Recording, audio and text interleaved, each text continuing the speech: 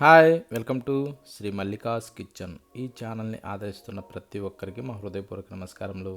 ఇవాళ బోటీతోని కూర చేశాను, చాలా బాగుంటుంది. ఈ టైప్లో చేసుకున్న ఎవరికైనా సరే సూపర్ టేస్టీగా వస్తుంది. ప్రతి ఒక్కరు కూడా ట్రై చేయండి. ఇది ఎంతో కొత్తదనంతో చాలా సింపుల్గా చేసుకోవచ్చు, చాలా మంచి రుచిగా ఉంటుంది. ప్రతి ఒక్కరు కూడా ట్రై చేయండి. ఈ టైప్లో చేసుకుంటే వేడివేడి అన్నంలోకి కానీ, రాగి సంగట్లోకి కానీ, చపాతీ పూరి దేంట్లోకైనా సరే సూపర్ కాంబినేషన్. ప్రతి ఒక్కరు కూడా ట్రై చేయండి. ఎలా చేశానో మన కిచెన్లోకి వెళ్దామా. ముందుగా స్టవ్ ఆన్ చేసి ఒక ప్యాన్ పెట్టేసి దాంట్లో ఒక స్పూను ధనియాలు వేసాక ఇప్పుడు మళ్ళీ ఒక చిన్నది చెక్క, దాల్చిన చెక్క అది వేసాక ఒక 5 లవంగాలు, 2 యాలకులు ఇవి వేసాక ఒక 8-9 మిరియాలు వేసిన తర్వాత ఎండు కొబ్బరిని సన్నగా కట్ చేసి ఒక 2 టేబుల్ స్పూన్ల మందం తీసుకునేసి ఈ విధంగా కలుపుతూ మంట మీడియం ఫ్లేమ్లో పెట్టుకునేసి బాగా దోరగా వేగనివ్వాలి. దీనికి ఎలా అంటే మంట మీడియంలో ఫ్లేమ్లో అడ్జస్ట్ చేసుకుంటూ ఈ విధంగా ఏంటంటే ఎర్రడాలుగా వేగనిచ్చేసి ఇప్పుడు మనం స్టవ్ ఆఫ్ చేసి దీన్ని దించి కాస్త చల్లారనివ్వాలి. చల్లారిన తర్వాత మిక్సీ జారీ తీసుకునేసి అందులో పోసి మెత్తగా మనం పొడి కొట్టి పెట్టుకోవాలి.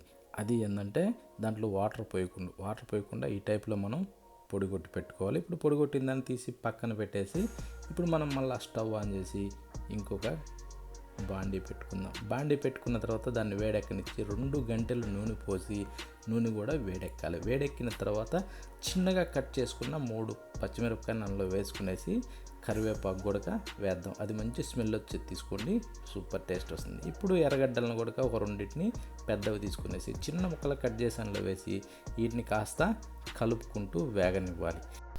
కూర మంచి రుచిగా రావాలంటే వీడియోని స్కిప్ చేయకుండా ఆఖరి వరకు చూడండి, ఎలా చేయాలన్నది అర్థమవుతుంది. ఈ విధంగా ఉల్లిపాయలు వేగిన తర్వాత దీంట్లో 1/2 స్పూను పసుపు వేసి 1-1.5 స్పూను అల్లం వెల్లుల్లి పేస్ట్ కూడా అందులో వేసుకునేసి దీన్ని ఏంటంటే బాగా కలుపుతూ అడుగు పట్టకుండా బాగా కలుపుతూ వేగనివ్వాలి. అల్లం వెల్లుల్లి పేస్ట్ వేసినప్పుడు ఎప్పుడైనా సరే అడుగు పట్టద్ది, అడుగు అంటుకుంటుంది అన్నట్టు అల్లం వెల్లుల్లి పేస్టు. అందు గురించని ఈ విధంగా కలుపుతూ ఈ టైప్లో మంచి కలర్ వచ్చేదాకా వేగనివ్వాలి. గోల్డెన్ బ్రౌన్ కలర్ రావాలి ఖచ్చితంగా. ఇప్పుడు 2 టమోటాలని కట్ చేసి అందులో వేసుకునేసి అవి మంచి ఎర్రటి పండ్లు తీసుకోండి, మంచి రుచి వస్తుంది. ఓకేనా. కొంచెం పచ్చిగా ఉంటే అంతగా అనిపించదు. మంచిగా కలుపుతూ ఒక 2-3 నిమిషాల సేపు బాగా మెత్తబడేదాకా ఉడకనివ్వాలి. ఆ తర్వాత మనకి స్పైసీ ఎంత అవసరమో అంత కారాన్ని తీసుకున్నాను. నేనైతే 2 స్పూన్లు తీసుకున్నాను.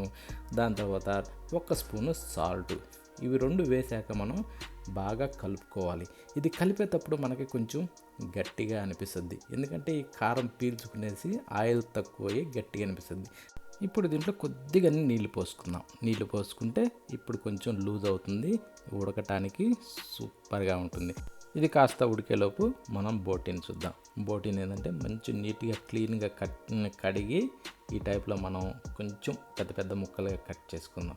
ఏంటంటే ఇవి శుభ్రం చేసుకున్న తర్వాతనే ఉడకబెట్టుకొని శుభ్రం చేసుకున్న తర్వాతనే మనం ఇప్పుడు వీటిని శుభ్రం కడుక్కొని వాడాలి.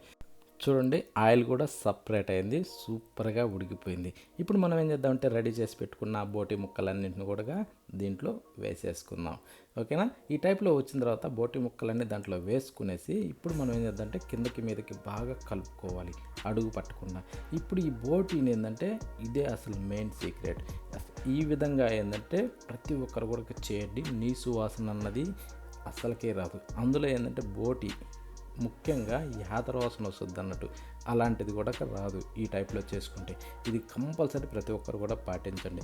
దీన్ని ఏంటంటే ఈ టైప్లో కలుపుకుంటూ మనం ఉడికించుకుంటూ ఉండాలి. మంట మీడియం ఫ్లేమ్లో పెట్టుకునేసి దీన్ని బాగాసేపు అంటే ఒక 4-6 నిమిషాల సేపు దీన్ని ఈ టైప్లో కలుపుకుంటూ నూనెలో బాగా ఫ్రై కానివ్వాలి. అప్పుడే దీనికి మరింత రుచి వస్తుంది. ఈ స్మెల్ అనేది అసలుకే రాదు. ఇది కంపల్సరీ ప్రతి ఒక్కరు కూడా చూడండి, ఈ టైప్లో చేసి సూపర్ రుచిగా ఉంటుంది, చాలా బాగుంటుంది. ఈ టైప్లో మనం ఆయిల్ సపరేట్ అయ్యేదాకా బాగా ఉడకనివ్వాలి, కానీ అడుగు పట్టకుండా చూసుకోండి. ఇప్పుడు ఏంటంటే ఈ టైంలో మూత పెట్టే అవసరం లేదు. ఈ టైప్లో రెడీ చేసుకున్నాక మనం ఇందాక ఏదైతే గ్రైండ్ చేసి మసాలాలు రెడీ చేసి పెట్టుకున్నామో ఆ పొడిని కూడా దీంట్లో వేసేసి ఇప్పుడు దీన్ని కూడా బాగా కలుపుకోవాలి. ఈ పొడి ఏంటంటే మనం వేసిన బోటి ముక్కలు ఉన్నాయి కదా, ప్రతి ముక్కకు కూడా ఈ పొడి అంటుకోవాలి. అంటుకునేసి ఈ ముక్క అన్నది ఈ పొడిని బాగా పీల్చుకునేసి ఈ కూరకి ఇంకా మరింత రుచి వస్తుంది. అందుకోసమని ఇది కూడా ఈ టైపు వేగిన తర్వాత ఇప్పుడు మనకు నీళ్ళు ఎన్ని అవసరమో నీళ్ళని తీసి పోసుకుందాం. నేనైతే ఒక గ్లాసు నీళ్ళు అందులో పోసాను. మీకు కొంచెం ఎక్కువ తక్కువ కావాలన్నా చూసుకోండి. ఎక్కువ అయితే మరీ సూప్ లాగా ఉంటుంది, తక్కువ అయితే మరీ గట్టిగా ఉంటుంది. అందుకనేసి మీడియం. నేను ఒక అరకిలో బోటి తీసుకున్నా కదా, దానికి ఏంటంటే ఒక గ్లాసు నీళ్ళు సరిపోతాయి. ఇప్పుడు వీటిని మనం కొద్దిగా రుచి చూసుకునేసి సాల్ట్ వేద్దాం. సాల్ట్ వేసి దీన్ని కాస్త కలబెట్టుకోవాలి. కలబెట్టిన తర్వాత దీన్ని ఇప్పుడు ఏం చేద్దామంటే మూత పెట్టి కాసేపు బాగా తెరలనివ్వాలంటే ఒక 2 నుంచి 3 నిమిషాల సేపు మంట హై ఫ్లేమ్లో పెడితే ఈ విధంగా తెరులుతుంది. అందులో మనం వేసిన నీళ్ళు బాగా తెరులుతుంది. తెరిలిన తర్వాత చింతపండు నానబెట్టి రెడీ చేసి పెట్టుకున్న పులుసుని అందులో పోసుకుందాం. పచ్చి చింతపండుది, ఓకేనా? ఆ చింతపండు పులుసు పోసినాక దీన్ని కూడా బాగా కలుపుకోవాలి. కలిపిన తర్వాత మూత పెట్టి బాగా 6 నుంచి 8 నిమిషాల సేపు పులుసుని బాగా ఇనకనివ్వాలి. ఇప్పుడు చూడండి, మనం ఎక్కడ దాకా నీరు పోసామో ఆ గుర్తు కనబడుతుంది కదా, నీళ్ళు ఆఖరికి ఎలా పీల్చుకున్నాయో. ఈ టైప్లో పులుసు ఇనికితే దానికి మరింత రుచి వస్తుంది అన్నట్టు. అందుకనేసి పులుసులు బాగా ఇనకనివ్వాలి. ఆ తర్వాత కొత్తిమీరను చల్లుకునేసి కాస్త అలా కలుపుతూ ఒకసారి చెక్ చేయండి ఎలా ఉందన్నది. కానీ అది కలిపేటప్పుడే మనకు వచ్చే స్మెల్ ఉంటుంది చూడు, ఆ స్మెల్లోనే అర్థం అవుద్ది మనం చేసిన కూర ఎలా ఉందన్నది. ఈ టైప్లో వచ్చిన తర్వాత మనం ఇంకా స్టవ్ ఆఫ్ చేసేసుకుందాం. స్టవ్ ఆఫ్ చేసుకునేసి రెడీ అయిపోయింది. రెడీ అయిపోయినాక ఇంకేముంది, వేడి వేడి అన్నంలోకి, రాగి సంగట్లోకైనా సరే, చపాతి, పూరి, దేంట్లోకైనా సరే చాలా బాగుంటుంది. ప్రతి ఒక్కరు కూడా ఈ టైప్లో ట్రై చేయండి. చింతపండు వేసినది మరింత రుచిగా ఉంటుంది. ఓకే.